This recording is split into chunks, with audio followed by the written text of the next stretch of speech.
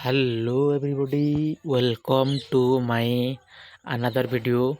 Guys, ଆଜି ଆମେ discuss କରିବା ଆମର जो Odisha police SI exam related तो ଆମର कौन तार इनफॉरमेशन अच्छी से विषय चलतु आलोचना करिया। तो देखंतु काली हमर 1 जुलाई रे कौन हेतिला ना हमर स्टूडेंट अगेंस्ट जो अछंती हमर ग्रुप अछंती से माने जाइथिले स्ट्राइक करिया भाई। तो स्ट्राइक करियार फल कौन है ना आमर जो अछंती OUSSC ऑफिस आगे से स्ट्राइक होता।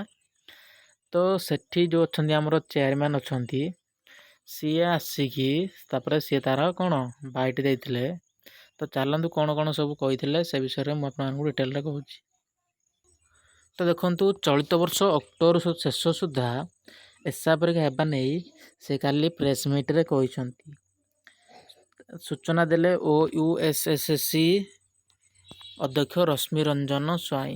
रश्मि रंजन बाबू आमर देइचंती प्रश्नपत्र लीक पाई वंचित छात्र छात्री परीक्षा दे पारिबे।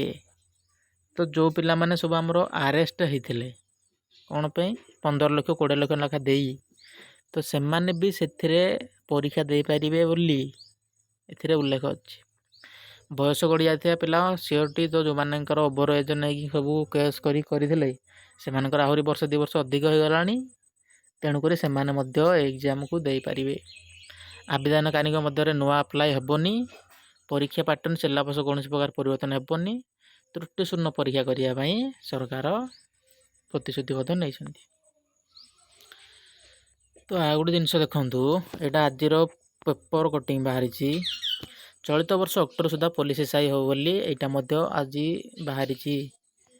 तो कौन मेन कथा कौन किंतु एग्जाम ऑफलाइन हेबो कि ऑनलाइन हेबो से विषय रे पर्यंत कौन सी डिस्कस हैनी। काली जो चेयरमैन को प्रेस मीट जना पड़ी तो सी निजे टिके डाउट रचंती सब जिनिस क्लियर कले सब जिनिस हेबो किंतु एग्जाम ऑफलाइन हेबो कि ऑनलाइन हेबो से विषय रे सी किछि भी क्लियर करी कहलेनी।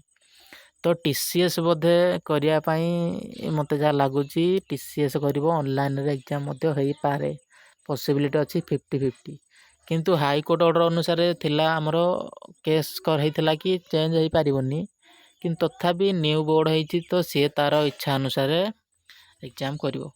धन्यवाद।